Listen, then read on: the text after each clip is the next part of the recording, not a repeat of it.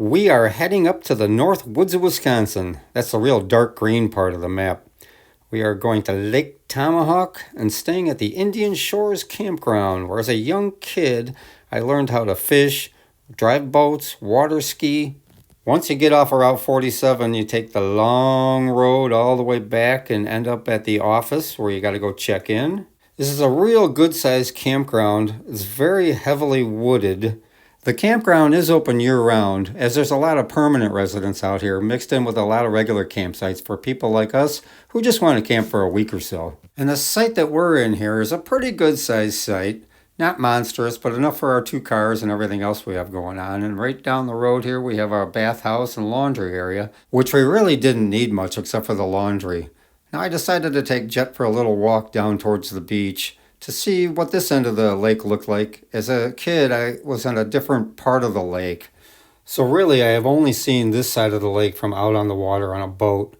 And they do have all the water sports equipment available to rent here if you really need to, if you don't have your own.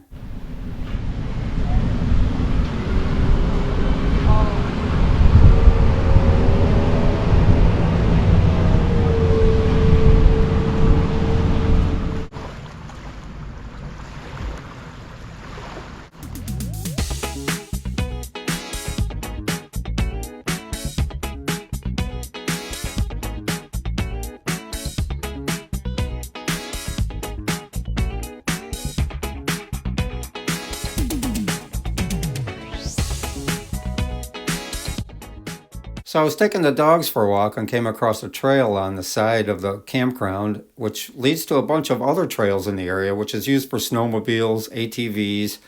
I found it was a great place to walk the dogs, and they really enjoy being out in the woods hiking with me.